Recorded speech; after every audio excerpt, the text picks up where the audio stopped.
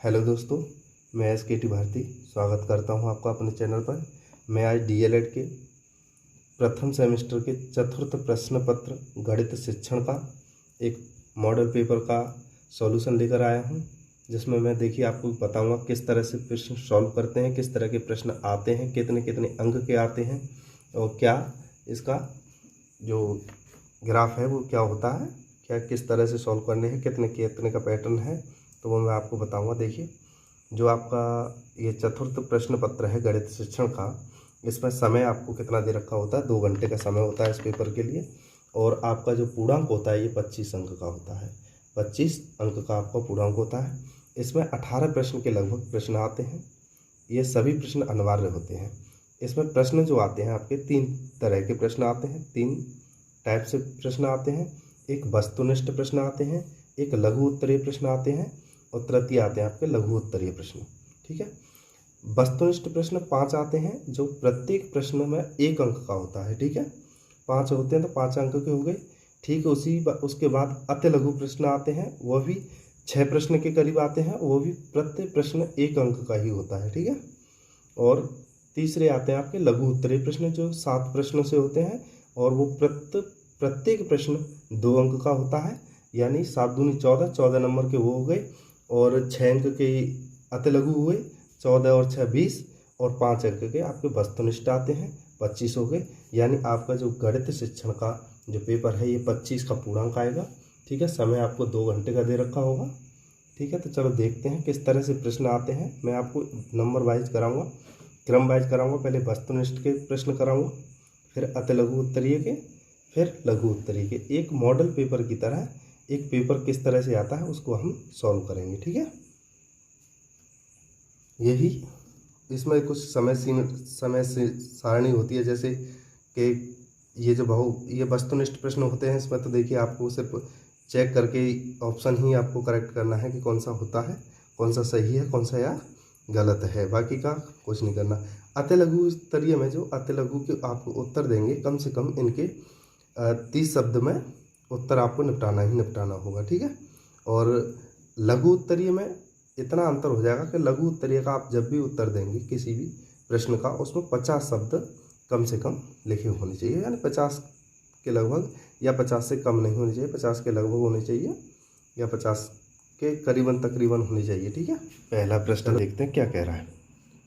प्रश्न पहला है कि 80 और 90 के बीच अभाज्य संख्या है, कौन सी है। देखिए ऑप्शन चेक करते हैं। ऑप्शन 81 और 83, यानी 81 और 83। देखिए अभाज्य संख्या 81 नहीं है, क्योंकि ये 9 से डिवाइडेड है। 90 9 9 जा 81।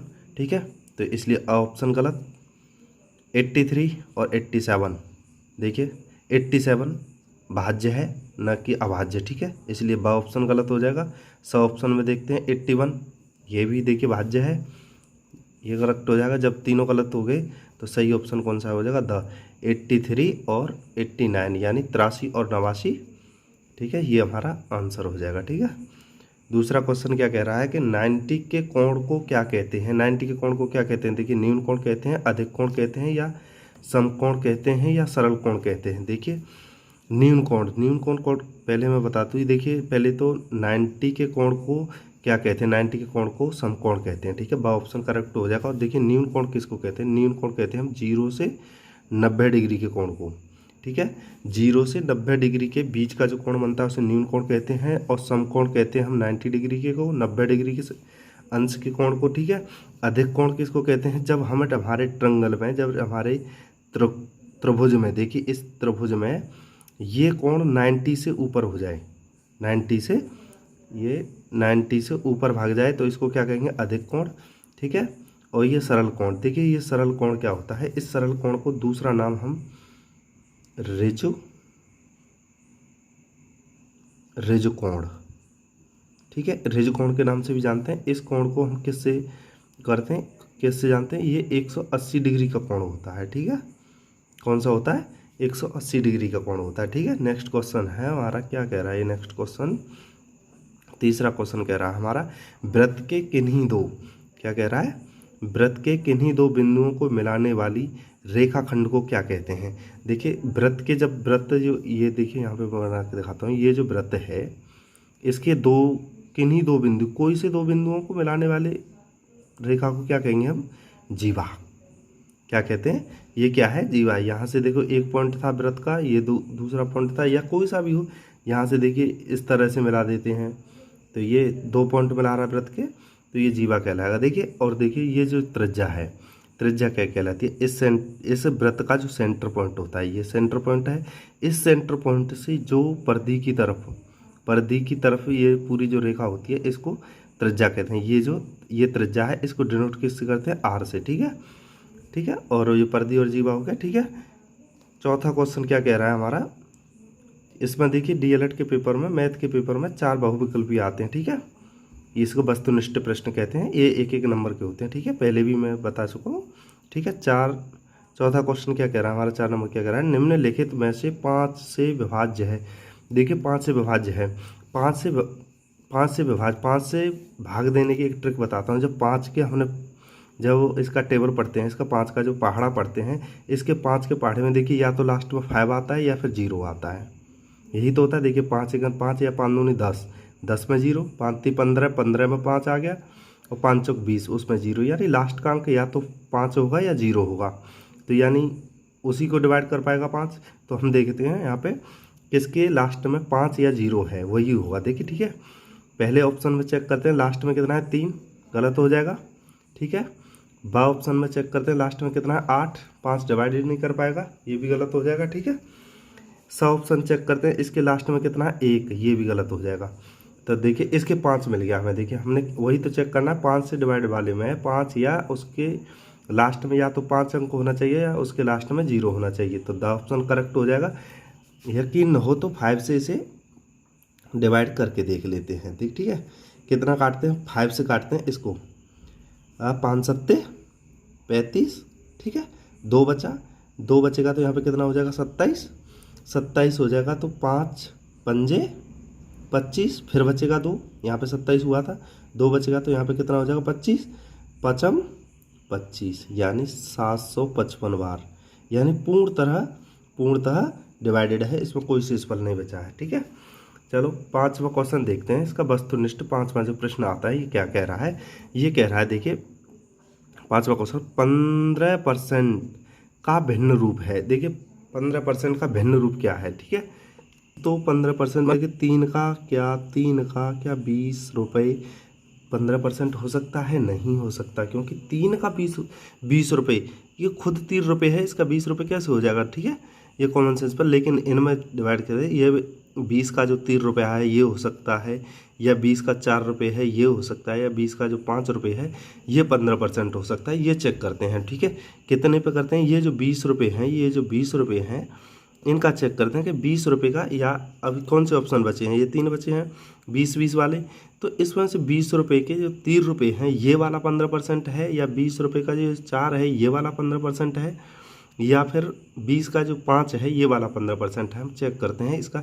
देखिए हर एक चीज़ अपने आप में हम इतना जानते हैं, ये 100% होती है, बराबर कितना 20, ये 20 रुपये किसके बराबर है, 100% के। ठीक है, इस 100 को मैं अगर इधर उठा कर ले जाऊं यहाँ पर, तो क्या हो जाएगा, यहाँ पे कितना बचेगा, ये परसेंट बचेगा खाली, परसेंट इजिकल टू कितना हो जाएगा, 20/100, ये जो 100 है इसके डिवाइडेड में चला जाएगा। ठीक है, यहाँ पे 0 से मैं 0 काट देता हूँ। ठीक है, यहाँ पे कितना बचेगा, 2/10, 2 को मैं 2 से काटता हूँ तो ये कितनी बार काटा, 1 बार, और ये 10 काटता है। गणित का नियम है, उस संख्या से हम उसको काटेंगे जैसे ऊपर वाली संख्या जिससे डिवाइडेड की है उसी संख्या से नीचे वाली संख्या डिवाइडेड होनी चाहिए, वरना नहीं हम डिवाइड करेंगे। ठीक है, तो 2 से मैं कर रहा हूँ, तो 2 से ये कितनी बार गया, 2 से 1 बार गया, और ये 5 बार कट जाएगा। ठीक है, 2 से, तो 1% बराबर कितना आया, 1% बराबर ऊपर तो 1 रहा और नीचे कितना रहा, 5, यही आया 1/5। अब देखिए 1% के बराबर हमारे पास 1/5 है।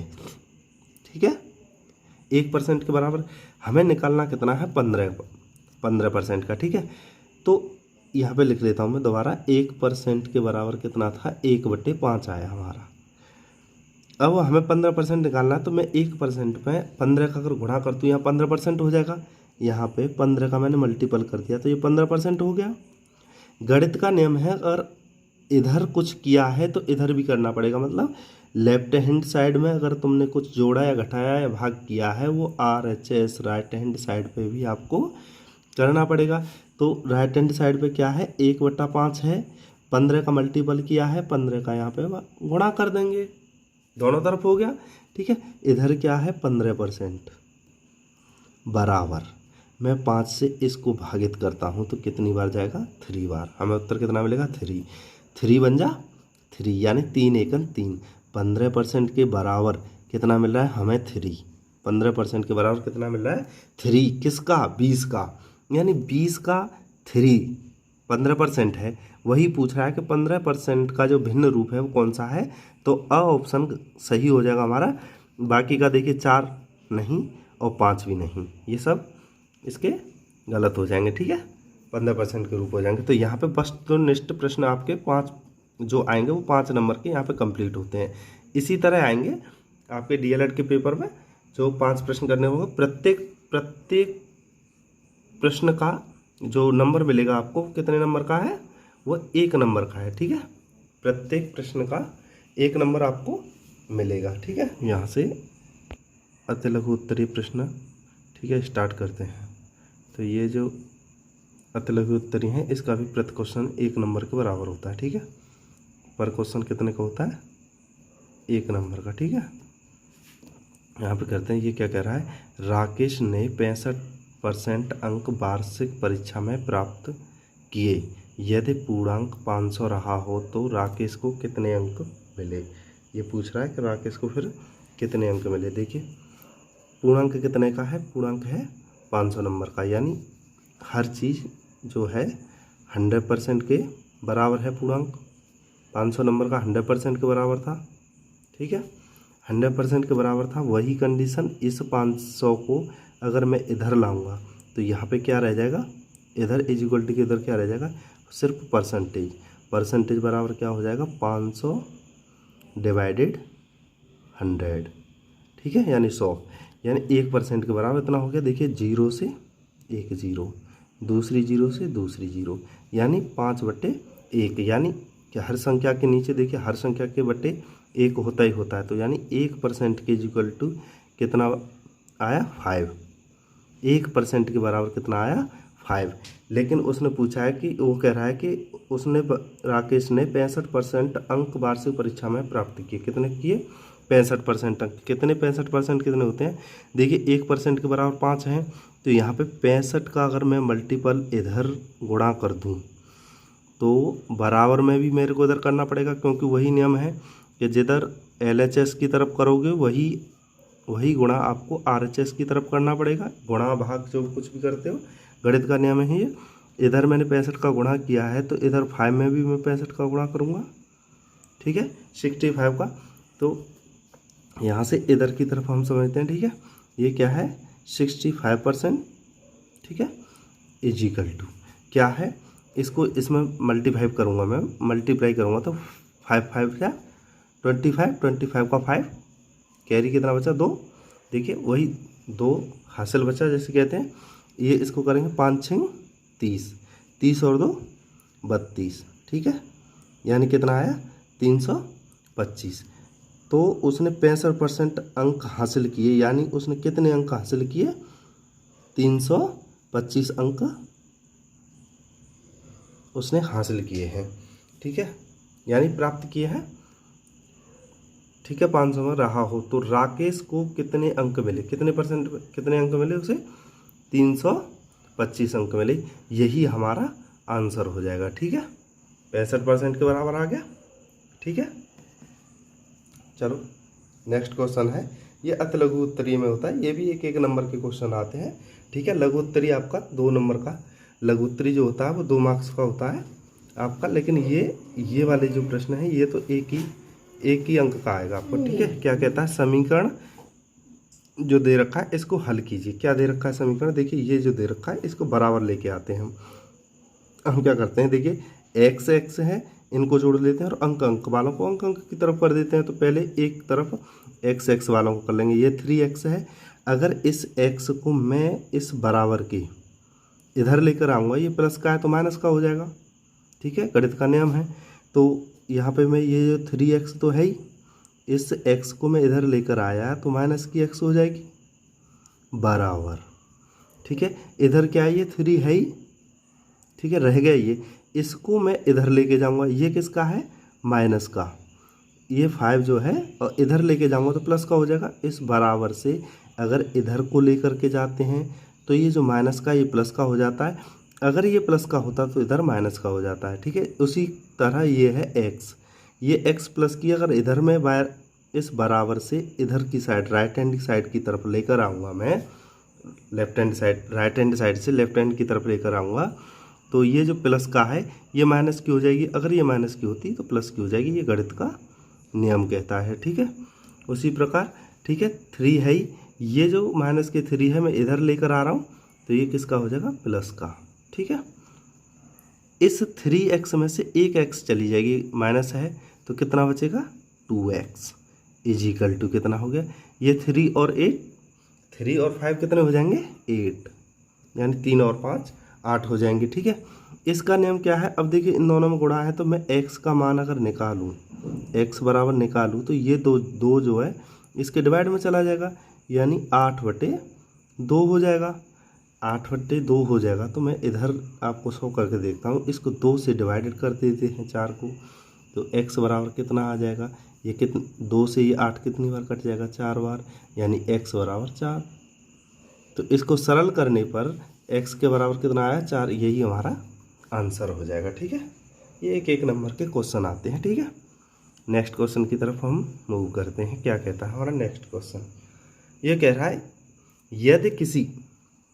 यदि किसी वर्ग की एक भुजा 6 सेंटीमीटर है तो उसका क्षेत्रफल ज्ञात करो। देखिए उसका क्षेत्रफल, देखिए वर्ग किसे कहते हैं, वर्ग इसे कहते हैं कि जिसकी चारों भुजा समान हो। ठीक है, इसकी चारों भुजा समान हो, ये 90 डिग्री के कोण होते हैं ये सभी। ठीक है, ये तो चारों भुजा समान होंगी तो ये एक भुजा दे रखी है हमें 6 सेंटीमीटर। इसकी जब चारों भुजा समान है तो ये भी 6 सेंटीमीटर हो जाएगी, ये भी 6 सेंटीमीटर हो जाएगी और ये भी 6 सेंटीमीटर हो जाएगी। ठीक है, वी नो डैट, हम जानते हैं कि क्या जानते हैं कि ये जो वर्ग का क्षेत्रफल है, वर्ग का क्या पूछा है इसने, है तो उसका क्षेत्रफल ज्ञात कीजिए। किसका, वर्ग का क्षेत्रफल, वर्ग का क्षेत्रफल, वर्ग का क्षेत्रफल इस फॉर्मूला होता है a²। वर्ग के क्षेत्रफल के बराबर क्या फॉर्मूला होता है, a²। क्या होता है, a²। a यहाँ पे क्या है, a बराबर क्या होता है, a होता है एक, a होता है यहाँ पे एक भुजा। क्या होता है, एक भुजा, यानी भुजा कितनी, एक भुजा कितनी देखिए 6, तो हम वर्ग का क्षेत्रफल, ठीक है, क्षेत्रफल बराबर a की जगह हम 6 रख देंगे, उसका स्क्वायर कर देंगे तो वर्ग का क्षेत्रफल कितना आ जाएगा 36 सेंटीमीटर। ठीक है, ये इसका क्या हो जाएगा आंसर। ठीक है, इस तरह से कुछ प्रश्न ये कह रहा है। देखिए नेक्स्ट क्वेश्चन क्या कह रहा है हमारा 10वां, कि पटरी और प्रकार की सहायता से 60 डिग्री का कोण बनाइए। देखिए पटरी और प्रकार की सहायता से, देखिए एक प्रकार लेंगे हम उस 60 डिग्री का। देखिए एक प्रकार से हम कच्ची पेंसिल का जो HB की जो पेंसिल होती है उसका यूज़ करेंगे, हम लेकर जाएंगे एग्जाम में। ठीक है, भूलेंगे नहीं। उसमें प्रकार में किसी भी त्रिज्या का हम एक इस तरह से वर्ग बनाएंगे, जिसमें यहाँ पे देखिए सेंटर पॉइंट बनेगा। ठीक है, कुछ इस तरह से बना पाएंगे आप। ठीक है, यहाँ से हम क्या करेंगे, एक चांद आता है, ये चांद पे माना कुछ इस तरह से होता है। ठीक है, बना नहीं पाया पूरा तरह से, लेकिन कुछ इस तरह से होता है, आप समझ जाएंगे। इसमें कुछ इस तरह से मैपिंग, इसमें स्केलिंग होती है। ठीक है, इसमें स्केल में पूरी काउंटिंग होती है। ठीक है, स्केल के अकॉर्डिंग इस तरह से होता है, ठीक है। ये यहाँ से 0 डिग्री का कोण बनाता है, ठीक है। और यहाँ पे इसका 180, क्योंकि ये देखिए यहाँ से ये जो क्या है, इस सेंटर से इस वाले रेखा को, ये 180 का बनेगा। यहाँ पे बिल्कुल इसके एग्जैक्ट यहाँ पे होता है 90। उस स्केल को लेकर जाना, ठीक है।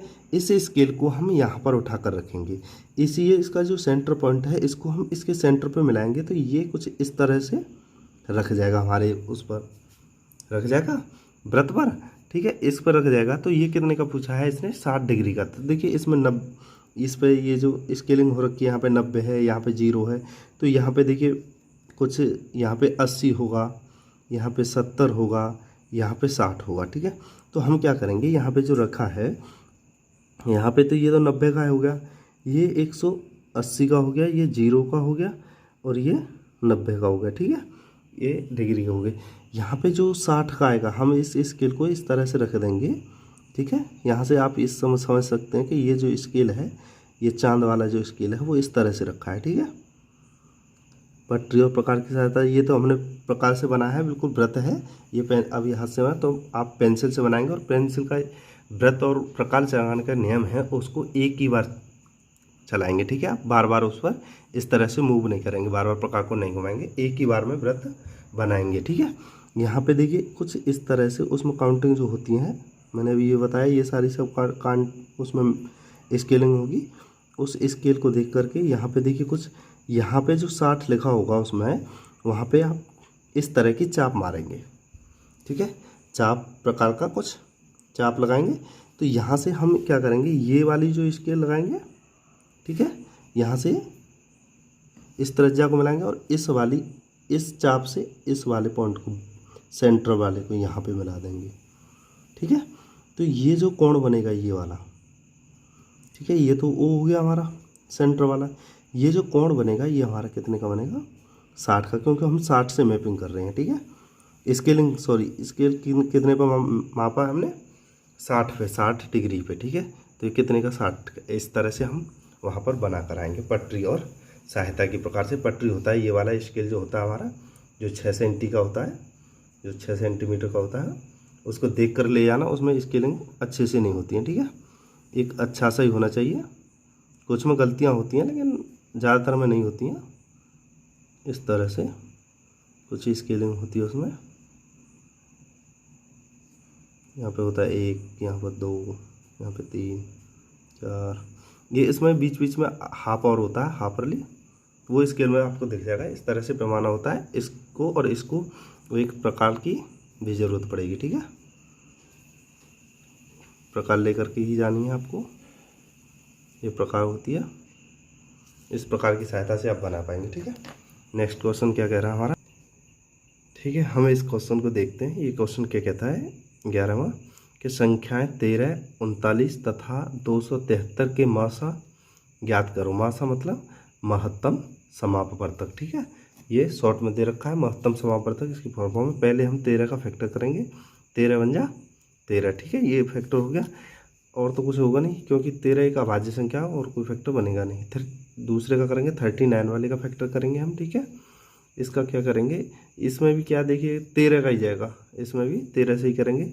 तो 13 3 जा 39, ठीक है, ये हो गया। और इसमें एक और जाएगा 3 से, 3 बन जा 3, ठीक है, यानी 3 एकन 3, इससे हो गया, ठीक है। दूसरा ये तीसरी संख्या जो दे रखी है, हमें दे रखी है 273, यानी 273, इसका भी हम वो फैक्टर करेंगे, ठीक है। ये देखिए ये भी 3 से जाएगा, देखिए 13 से ही, 13 से ही जाएगा।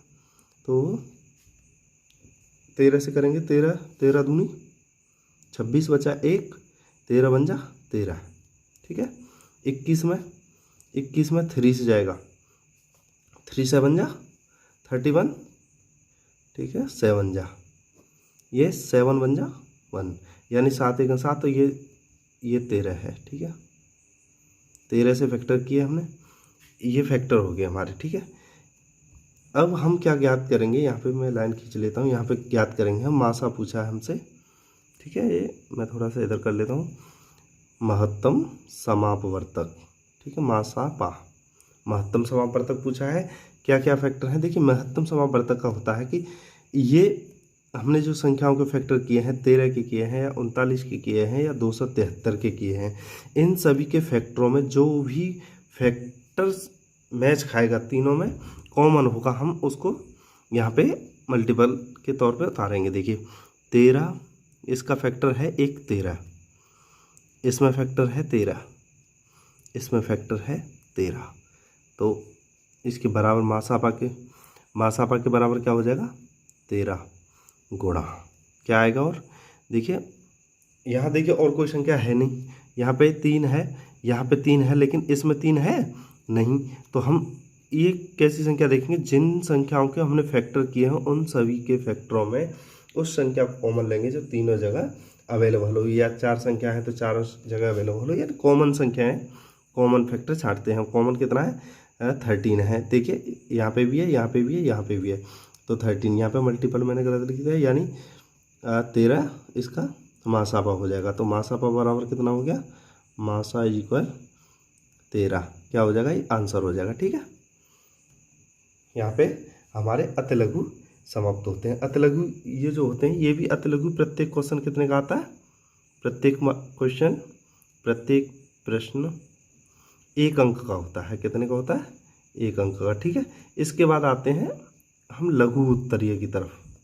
लघु उत्तरीय पढ़ेंगे उधर। लघु उत्तरीय होते हैं प्रत्येक प्रश्न 2 अंक का होता है। ठीक है, 2 अंक का होता है, इस तरह से कुछ 2 अंक का होता है। ठीक है, चलो हम लघु उत्तरीय भी देखते हैं कैसे आते हैं। लघु उत्तरीय देखने से पहले देखिए एक क्वेश्चन यहाँ पे, ये 9 क्वेश्चन छूट गया था गलती से, इसको देखते हैं। ये क्या कह रहा है, देखिए कि इतने का मान ज्ञात कीजिए, मान ज्ञात कीजिए या फिर इसको सरल कीजिए। देखिए हम एक ये कंडीशन देख रहे हैं, एक क्वेश्चन x है, एक में 5 है, इसका होल स्क्वायर हो रखा है। ठीक है, इसका क्या हो रखा है, होल स्क्वायर। तो देखिए हम क्या कह सकते हैं, इसको a मान लें, इसको b मान लें, तो इसको क्या कह सकते हैं, a प्लस बी का होल स्क्वायर।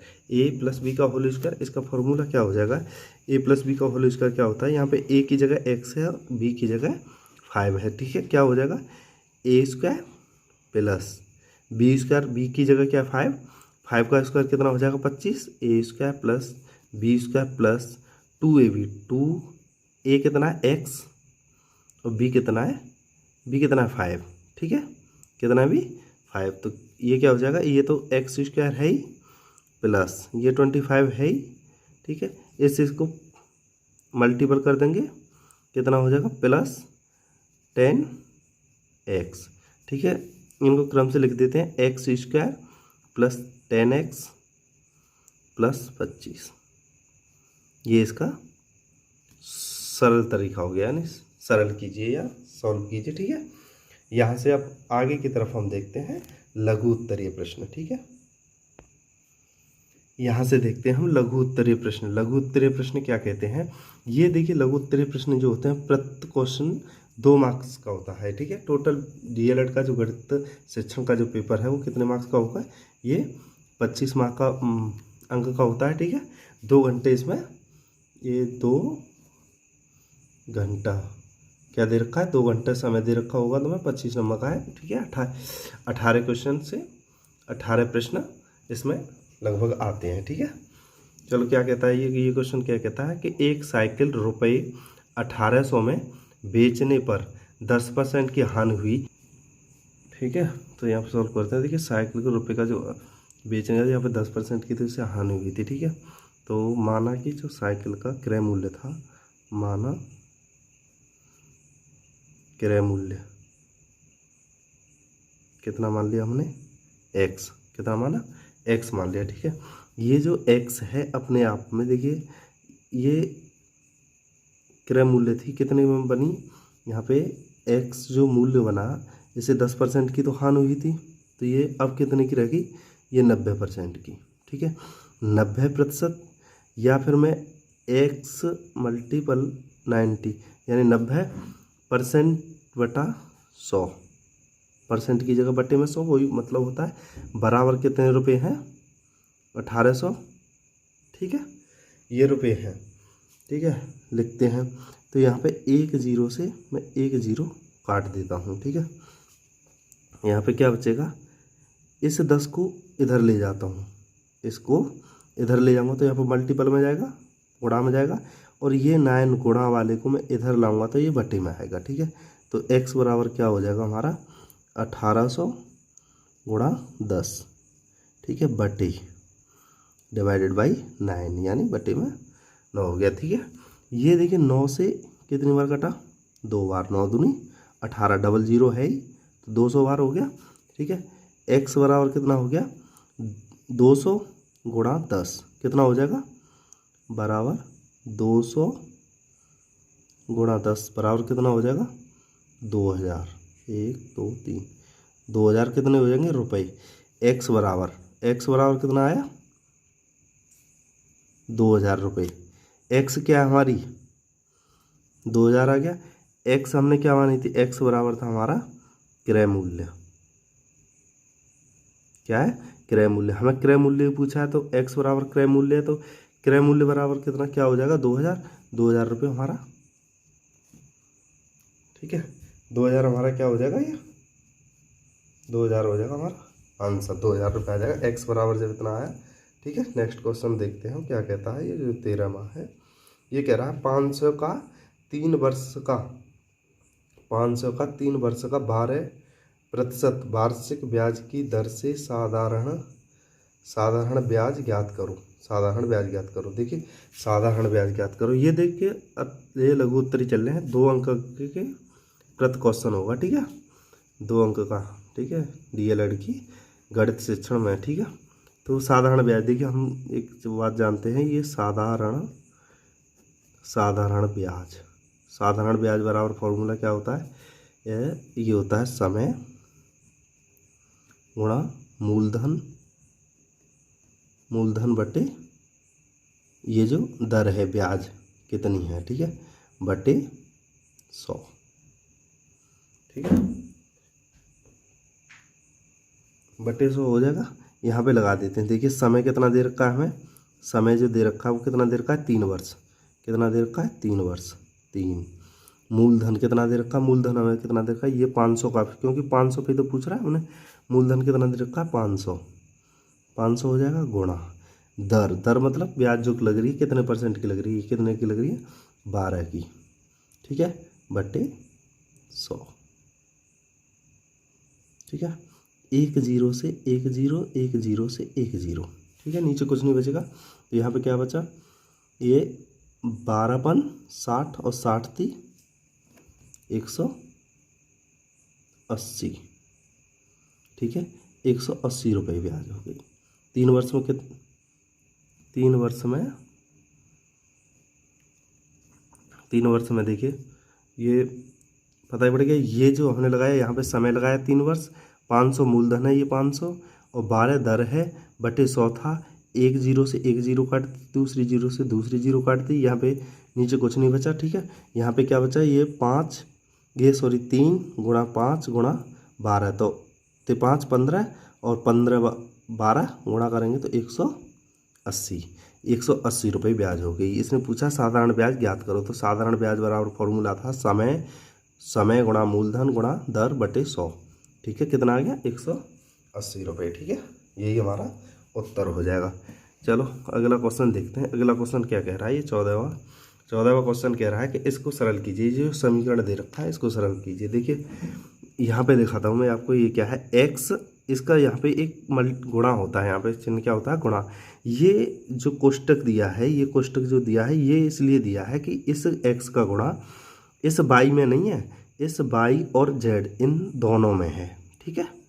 इसका मतलब ये होता है, ऐसे ठीक ये है प्लस y, यहाँ पे जो y दे रखे ये कह रहा है कि इस y का भी ये जो गुणा है इन दोनों में है, ठीक है, प्लस ऐसे ही z यहाँ पे भी गुणा है, ये भी कह रहा है कि इन दोनों में है, ठीक है।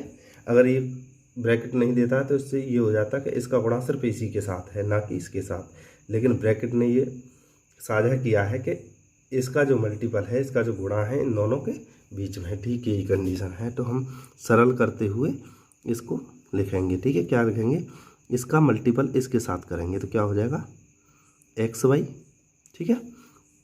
इसका इसके साथ हो गया, तो अब इसका इसके साथ होगा, यही तो होगा, इसका इसके साथ होगा, इसका इसके साथ करेंगे तो क्या हो जाएगा, माइनस, पहले तो जो चिन्ह है वो आएगा माइनस एक्स जेड, क्या हो जाएगा माइनस एक्स जेड। ठीक है, इससे कंप्लीट हो गए हम। अब चलते हैं इसकी तरफ, प्लस बाई, ये जो बाई का पहले इसके साथ मल्टीपल करेंगे, क्या हो जाएगा प्लस के बाई जेड। ठीक है, माइनस चिन्ह है, माइनस लगाएंगे, सेम है, इसका इसके साथ गुणा हो गया, अब इसका इसके साथ होगा, माइनस लगे लिया तो क्या हो जाएगा बाई एक्स, बाई एक्स। ठीक है, प्लस, अब इसका ये है प्लस, ये आगे इसका इसके साथ, एक बार भाई इसका गुणा दोनों के साथ ही तो होता है, तो पहले इसके साथ करेंगे हम, तो प्लस कर लिया, क्या हो गया जेड एक्स, दोनों का गुणा हो गया। ठीक है, माइनस चिन्ह है इनके बीच, अब इसका इसके साथ, ठीक है, इसका इसके साथ करेंगे तो क्या हो जाएगा जेड बाई, क्या हो जाएगा जेड बाई। ये कंडीशन, ये समीकरण बनकर आया। ठीक है,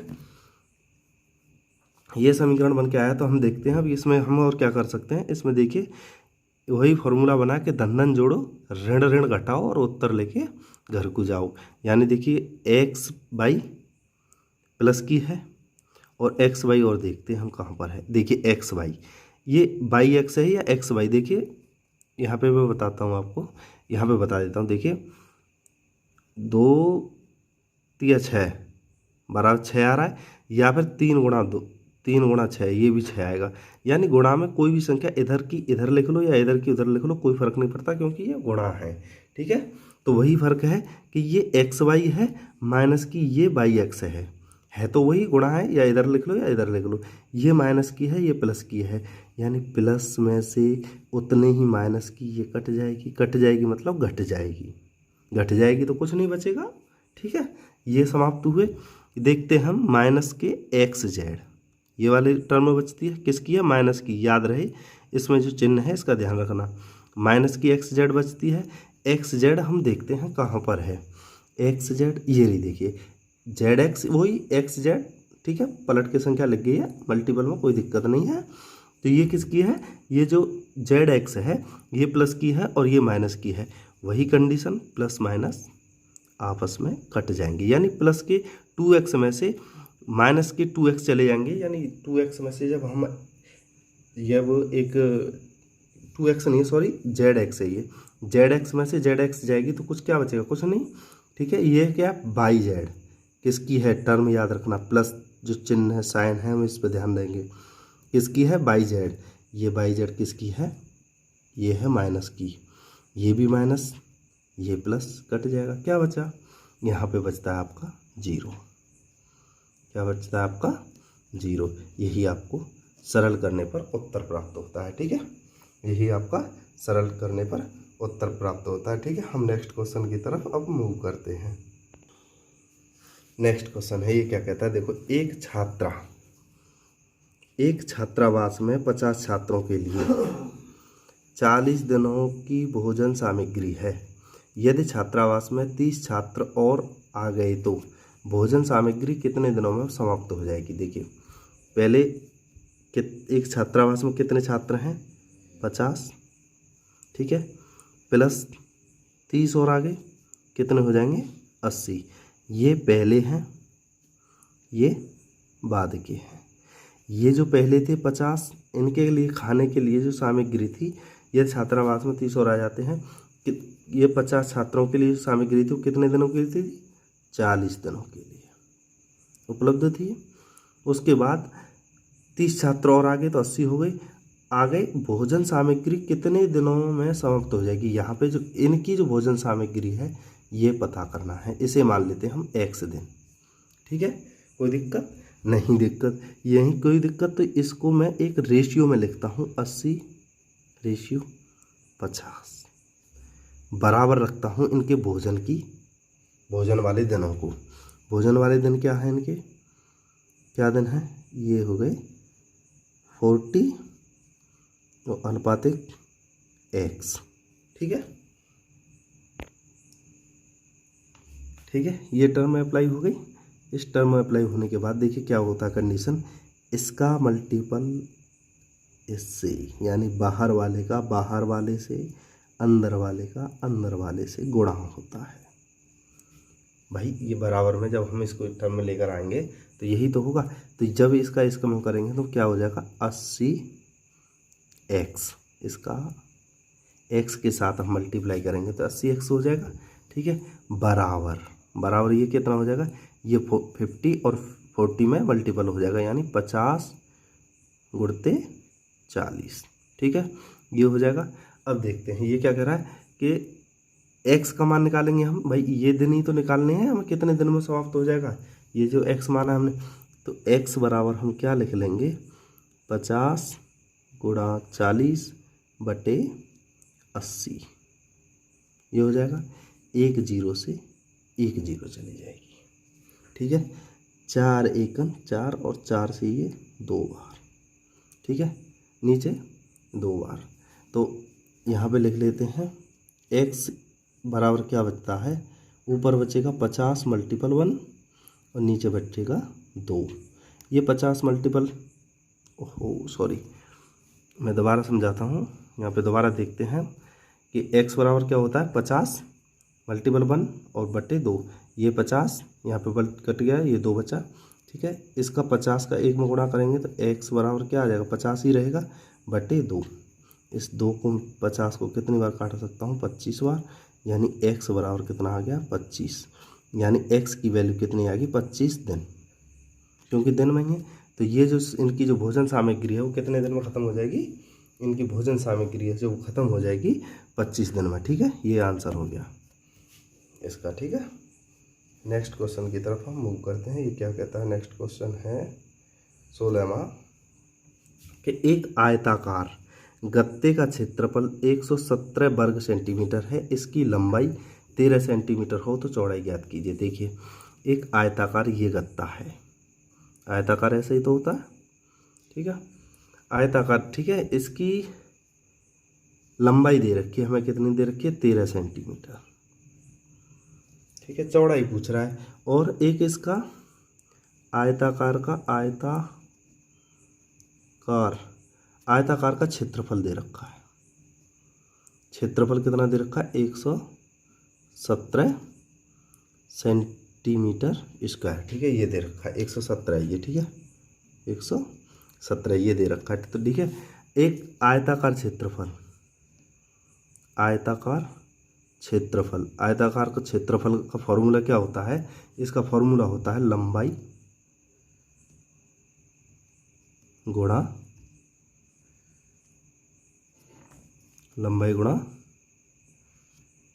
चौड़ाई। ठीक है, यही तो होता है लंबाई गुणा चौड़ाई। तो आयताकार का क्षेत्रफल कितना, हाँ क्षेत्रफल कितना दे रखा है, 117 दे रखा है हमें, लंबाई कितनी दे रखी है 13, और चौड़ाई कितनी मान लेते हैं हम, x ये मान लेते हैं। तो इस x को 13 को इधर ले आऊँगा मैं, तो x बराबर कितना हो जाएगा, 117 बटे 13। तो 13 से 117 कितनी बार जाएगा, 9 बार। ठीक है, तो x बराबर कितना आ गया, x बराबर 9 आ गया।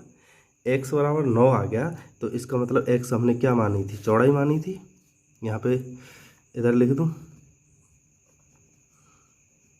चौड़ाई ही तो मानी थी, चौड़ाई बराबर x माना था, और x बराबर हमारा कितना आया, 9 सेंटीमीटर।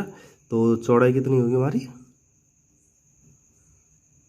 9 सेंटीमीटर। ठीक है, यही पूछ रहा और यही उत्तर है, चौड़ाई पूछ रहा था, वो चौड़ाई आएगी हमारी 9 सेंटीमीटर। ठीक है, यहाँ पे उत्तर समाप्त हुआ। नेक्स्ट क्वेश्चन की तरफ मूव करते हैं।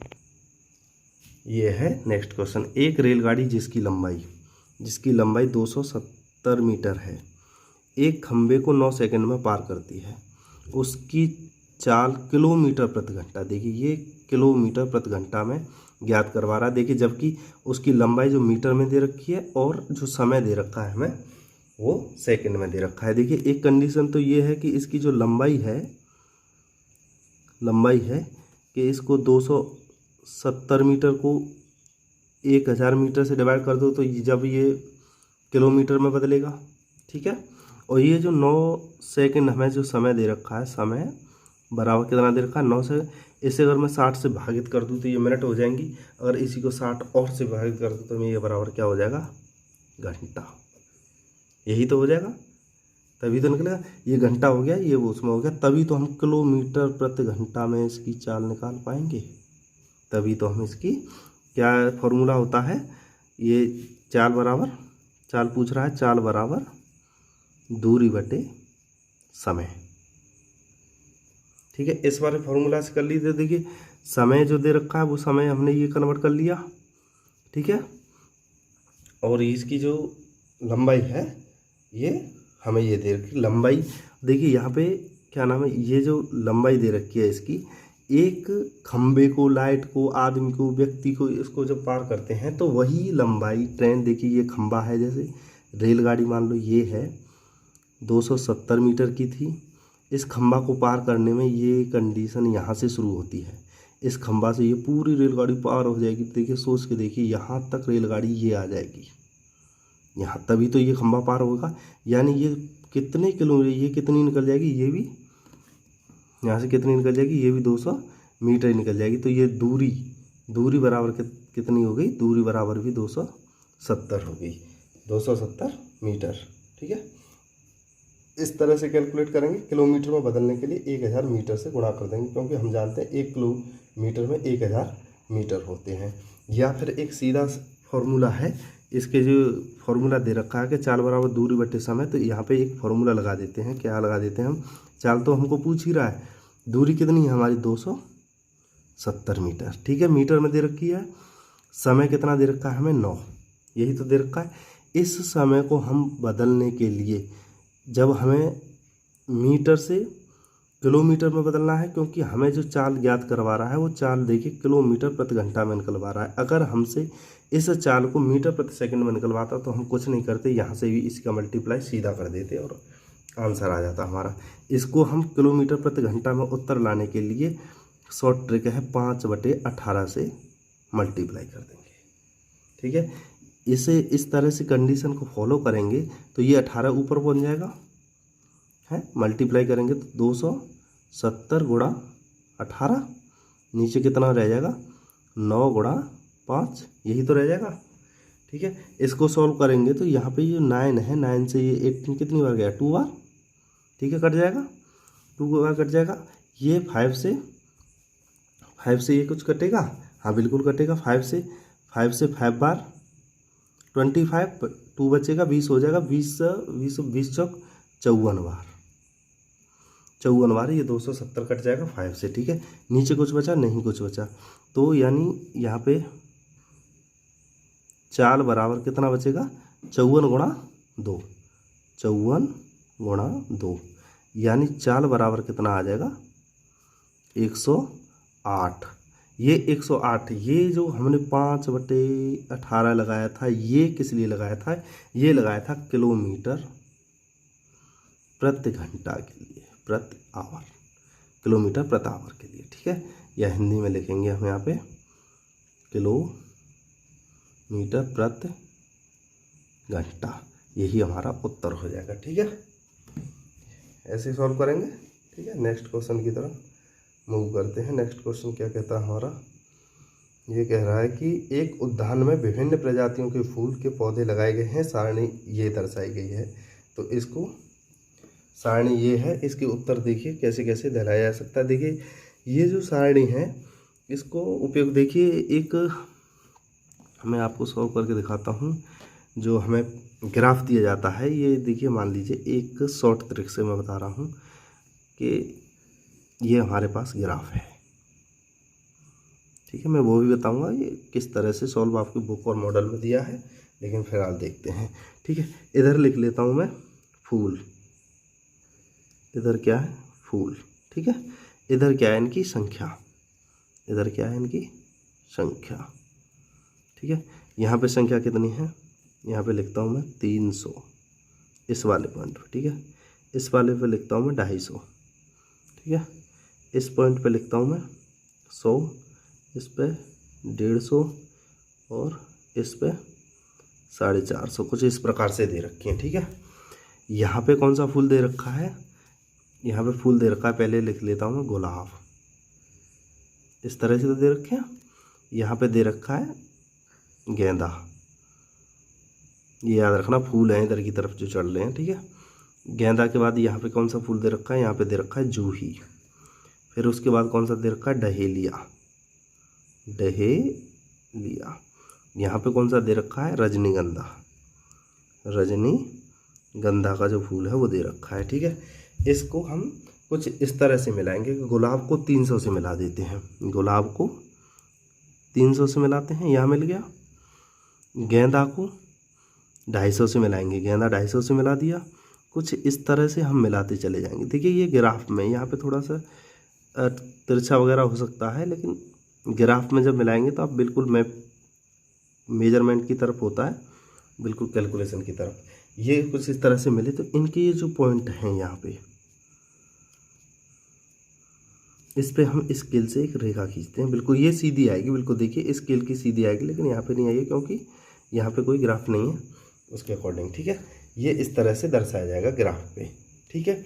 चलते हैं ए मॉडल और क्वेश्चन की तरफ। ये क्या कहते हैं, ये कहते हैं देखिए कि इनको इस सारणी के उद्यान में विभिन्न प्रजातियों को कैसे कैसे दर्शाया जा सकता है। देखिए कैसे कैसे दर्शाया जा सकता है, मैं किस तरह से, ये इनके मल्टीपल ढूंढ लो, देखो कितने के, ये 300 है, ये 250 है, ये 100 है, ये 150 है और ये 450 है। अगर इसे मैं 50 का कैलकुलेट से मान लूँ कि 50 बराबर एक फूल है, यहाँ लिख लेता हूँ मैं, 50 फूलों के बराबर मैंने एक फूल बनाया है। कैसे, ये वाला फूल, ये वाला फूल किसके बराबर बना हुआ है, 50 फूलों के बराबर, ठीक है।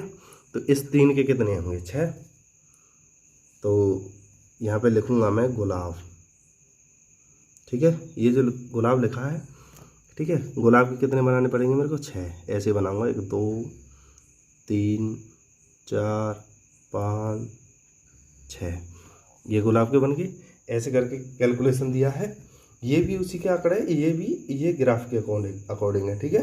गेंदा का देखिए 50 से इसके 5 बनेंगे, गेंदा के कितने बनेंगे, यहाँ पे लिख लेता हूँ गेंदा के कितने के बनेंगे, ये 5, 1 2 3 4 और ये 5, ये बन गए। जूही के कितने बनेंगे, जूही के जब ये 50 का एक बनेगा तो इसके 2 ही बन पाएंगे, 1 2, ठीक है। डहेलिया के कितने बनेंगे, यहाँ लिखेंगे डहेलिया, डहेलिया के कितने बन जाएंगे, 3, क्योंकि एक फूल 50 के बराबर है तो 3 बन जाएंगे, ठीक है। इस तरह से कैलकुलेशन। रजनीगंधा, अगर आपको एग्जाम में एक क्या नाम है ग्राफ दे रखा है तो कुछ इस तरह से मैपिंग करेंगे आप मिला करके, ठीक है।